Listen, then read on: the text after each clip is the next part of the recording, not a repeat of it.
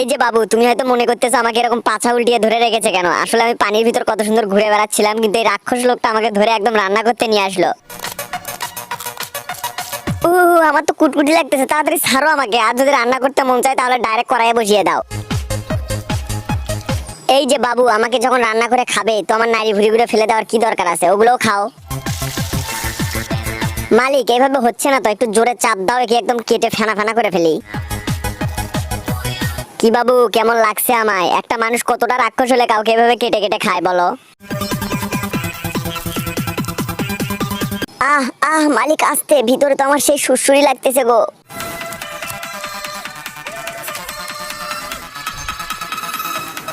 আরে মালিক, মাছটাকে রান্না না করে এভাবে কলা পাতা দিয়ে বেঁধে ফেললে একে কি আবার কবর দিয়ে ফেলবে নাকি?